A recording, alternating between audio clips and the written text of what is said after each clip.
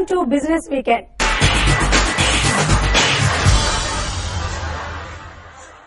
దేశంలోని మొట్టమొదటిసారిగా జరుగుతోన్న gadget expo Hyderabad లో గ్రాండ్ గా ప్రారంభమైంది.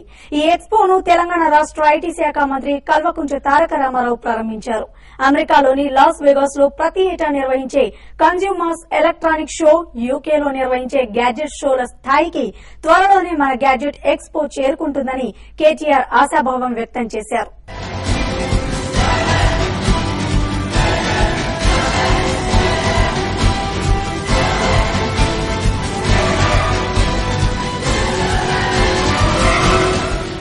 టెక్నాలజీ ప్రియులు ఎంతో ఆసక్తిగా ఎదురుచూసిన ఇండియా గాడ్జెట్ ఎక్స్పో 2014 మాదాపూర్లోని హైటెక్స్ లో ప్రారంభమైంది.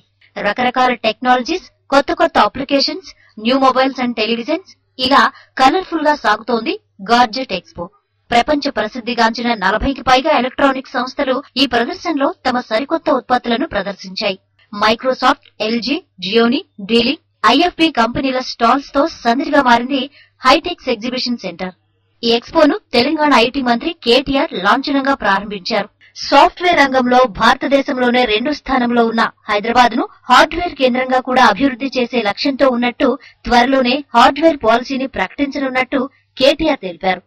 శంషాబాద్ సమీపంలోని మహేశ్వరంలో 2 ఎలక్ట్రానిక్ మ్యానుఫ్యాక్చరింగ్ క్లస్టర్లు ఏర్పాటు కానున్నాయని ఆయన చెప్పారు.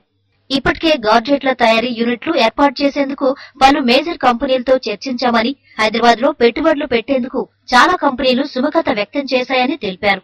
We've already approved 2 electronic manufacturing clusters very near to the Hyderabad airport. With these 2 new electronic manufacturing clusters coming up, we have a lot of local interest. We have a lot of local hardware players wanting to come in and establish their units.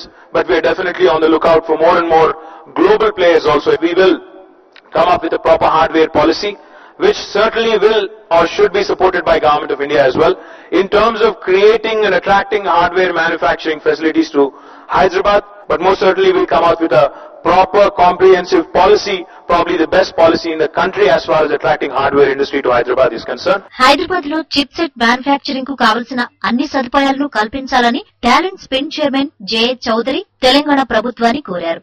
Engineering లో quality education తగ్గుతోందని, ఇది పెంచే దిశగా కాలేజీల్లోనే ప్రత్యేక శిక్షణ ఇస్తే విద్యార్థులకు ఉపయోగకరంగా ఉంటుందని జే చౌదరి అంటున్నారు. So it's very important to have, sir, the common facilities, characterization facilities, validation facilities, some of the testing facilities, a part of the IT hub, hardware hub in Hyderabad. If you can provide from Government of Telangana this kind of a common facilities, there are a lot of chip designers, startup, particularly from Silicon Valley, they will all come to Hyderabad. దేశంలోనే అతిపెద్ద incubation centre Hyderabad లో ప్రారంభిస్తున్నట్టు 6 నెలల్లో ఈ centre కార్యకలాపాలు ప్రారంభమవుతాయని కేటీఆర్ తెలిపారు. అలాగే IT రంగానికి అవసరమైన సుశిక్షితులైన మానవ వనరులను అందించేందుకు సాఫ్ట్వేర్ రంగంలోకి ప్రధాన కంపెనీలతో ఒక కన్సార్టియం ఏర్పాటు చేయాలనుకుంటున్నామని ఆయన అన్నారు. ఈ కన్సార్టియంలోని కంపెనీలు ఒక్కో కాలేజ్ ని దత్తత తీసుకుని విద్యార్థులకు సరైన స్కిల్స్ ను అందించాలనే ప్రతిపాదనపై చర్చిస్తున్నామని తెలిపారు. All the software companies that there are in Hyderabad, in fact I'm starting out an initiative and I'm wanting the consortium of software companies to adopt these engineering colleges one by one, so that if they start engaging in a dialogue, in some sort of a skill building exercise, be it soft skills or otherwise, I think eventually by the time they graduate, you'll have a readily employable workforce, which is a win-win for all. We are going to come up with India's biggest incubating facility in this very town of ours, Hyderabad, in a very, very short time. By the end of this year, I think we'll have a wonderful incubator in place. గురువారం ప్రారంభమైన ఈ ఎక్స్పోకు ఇవాళ రేపు సాధారణ సందర్శకులను అనుమతించనున్నారు.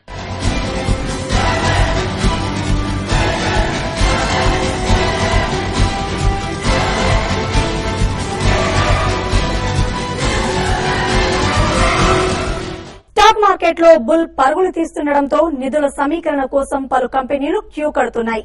గత 2-3 నెలలుగా మార్కెట్లు కళకళలాడుతుండటంతో పలు కంపెనీలు ఐపీఓలపై మళ్లీ దృష్టి సారిస్తున్నాయి. దీంతో పబ్లిక్ ఇష్యూకు వచ్చేందుకు కంపెనీలు తొందరపడుతున్నాయి. నిన్న మొన్నటి వరకు పబ్లిక్ ఇష్యూలంటేనే ఆమడ దూరం పరిగెత్తిన కంపెనీలు ప్రస్తుతం స్టాక్ మార్కెట్ లో బుల్ రంకెలు వేస్తుండటంతో తమ నిర్ణయాన్ని మార్చుకున్నాయి. గత ఏడాది పబ్లిక్ ఇష్యూకు వచ్చిన కంపెనీలన్నీ అటర్ ఫ్లాప్ అయినా ప్రస్తుతం మార్కెట్ల పరిస్థితి మెరుగవడంతో నిధుల సమీకరణకు సిద్ధమయ్యాయి. దీంతో గతంలో అనుమతి ఉన్నా ఇష్యూకు రాని పలు కంపెనీలు తాజాగా సెబీ అనుమతి పొందాలని నిర్ణయించాయి. ఇటీవలి ఎన్నికల్లో బీజేపీ ఘన విజయం, ప్రధానిగా నరేంద్ర మోడీ బాధ్యతల స్వీకరణతో స్టాక్ మార్కెట్ సెంటిమెంట్ బలోపేతమైంది. దీంతో HDFC bank, Jayaprakash power ventures, United bank of India, BF utilities, Amtek ఆటోలు ఐపీఓకు రావాలని నిర్ణయించాయి. ఇందులో యునైటెడ్ బ్యాంక్ మినహాయిస్తే మిగిలిన కంపెనీలు నిధుల సమీకరణకు బోర్డు అనుమతులు పొందాయి. ఐపీఓ యోచనలో ఉన్న ఇతర కంపెనీలు ఇన్వెస్ట్మెంట్ బ్యాంకర్లతోనూ అంతర్గత బృందాలతోనూ నిధుల సమీకరణపై చర్చిస్తున్నాయి. దేశీయ మార్కెట్ తో పాటు విదేశీ ఇన్వెస్టర్ల నుంచి కూడా నిధుల సమీకరణకు కంపెనీలు యోచిస్తున్నాయి. QIP, ECB, ఎఫ్సీసీబీ, ADR, GDR, FPO తదితర పద్ధతుల్లో నిధులు సమీకరించాలని ఆలోచిస్తున్నాయి. బుల్ జోరుతో సంస్థాగత ఇన్వెస్టర్లలో మళ్లీ విశ్వాసం నెలకొందని, నిధుల సమీకరణకు ఇదే సరైన సమయమని మార్కెట్ వర్గాలు అభిప్రాయపడుతున్నాయి. సెకండరీ మార్కెట్లో ఇటీవల లావాదేవీలు భారీగా పుంజుకున్నాయి.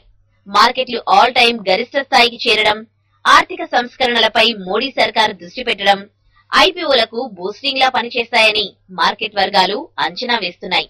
వచ్చే ఏడాది 4G సేవలను ప్రారంభించనున్నట్లు దేశీయ కార్పొరేట్ దిగ్గజం రిలయన్స్ ఇండస్ట్రీస్ ప్రకటించింది. వచ్చే 3 ఏళ్లలో వివిధ వ్యాపారాల్లో 1.8 లక్షల కోట్ల రూపాయలను ఇన్వెస్ట్ చేయనున్నట్లు వరల్డ్ టాప్ 50 కంపెనీలో చేరడమే తమ లక్ష్యమని తెలిపింది. రిలయన్స్ ఇండస్ట్రీస్ బోర్డులోకి తొలి మహిళా డైరెక్టర్ గా నీతా అంబానీ నియామకానికి ఏజీఎంలో వాటాదారుల అనుమతి లభించిందని వెల్లడించింది. The year 2015 will see the phased launch of Reliance Jio across India. Limited field trials with our initial set of services for the broadband services are already underway as we speak. Expanded field trials will commence in August this year across multiple cities.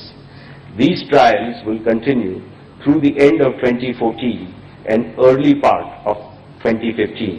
తక్కువ ధర కలిగిన ultra HD టెక్నాలజీతో రూపొందించిన టీవీలను ఈ ఏడాది అందుబాటులోకి తేనున్నట్లు LG India ప్రకటించింది. హైదరాబాద్ లో జరుగుతున్న గ్యాడ్జెట్ ఎక్స్పోలో 84 అంగుళాల అల్ట్రా హెచ్డీ టీవీలను ఎల్జీ ఇండియా ప్రదర్శించింది.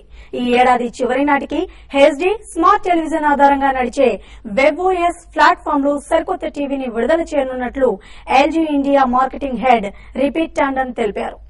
బిజినెస్ వీకెండ్ లో ఇప్పుడు షార్ట్ బ్రేక్ తీసుకుందాం.